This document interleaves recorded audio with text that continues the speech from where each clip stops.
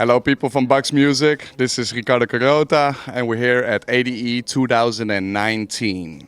What does ADE mean to you? Well, for me, actually, it means that I can get together with a lot of people that I actually speak to during the year and don't have access to actually see in person. And I think that's one of the most important things, because you keep in touch all year long, and then you finally have that time to see each other in person again.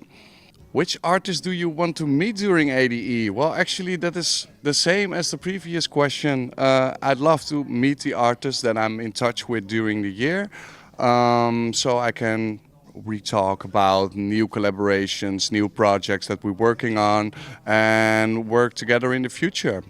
So not really like particular names that I actually want to meet. I think I just want to meet my friends.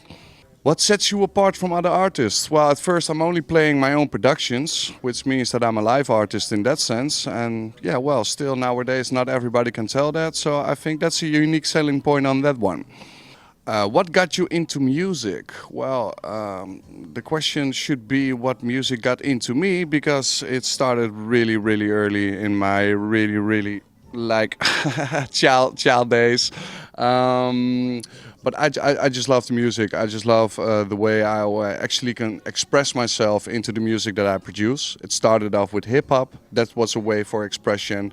Then it was drum and bass. Then it was hardcore. Then it was techno. I mean, all these different vibes of music always speak to me in a really nice way. And I think that's the most important thing for me about the music. If you could change anything about the industry, what would it be? Well, I think nowadays there's a lot going on, especially here in Amsterdam, my hometown. And I think we need to back it up a little bit and see what we're heading for the next 5 years. There's a lot of festivals, there's a lot of events, especially now during ADE, of course. I think when we turn it down a notch, then we have actually the focus to see how we're gonna last this for the next 5, 10, 20 years.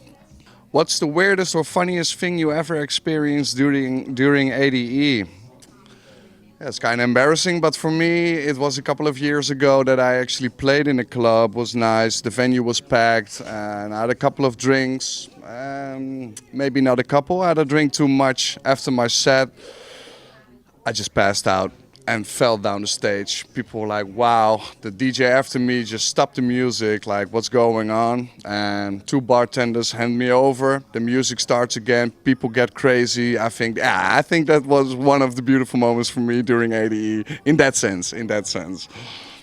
What tips you give to a musician DJ who's just starting out? I think the most important thing whenever you start out working as a DJ or as a producer or as a promoter, it doesn't even matter. Stick to yourself, stick to your plan. Plan A is plan A, and it always will be plan A.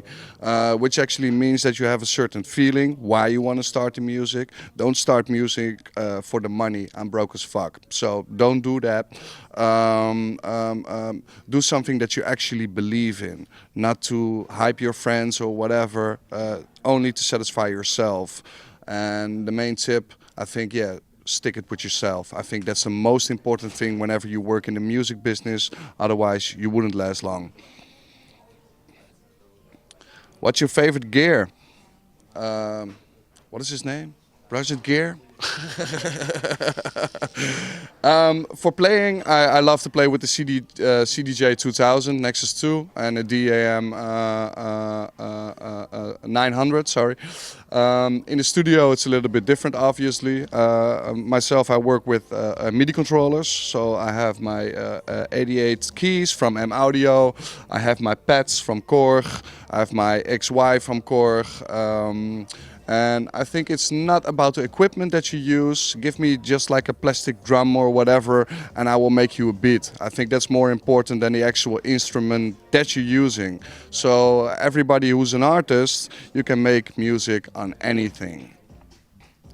What can we expect from you in 2020? Well, I'm actually going to start my own company. It's called VRTL.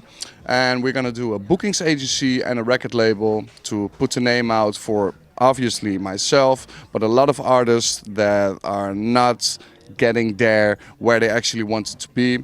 We help them out with managing everything from their profile to their studio performance to their live performance, and yeah, get a lot of nicely records out. So yeah, 2020 is gonna be a year for me that I'm actually gonna put up a lot of releases, because I'm sitting there on them and I obviously play them now, but I want them on Beatport and all the other platforms. How do you drink your coffee? Well, with a lot of milk and sugar, in my opinion. I don't know why.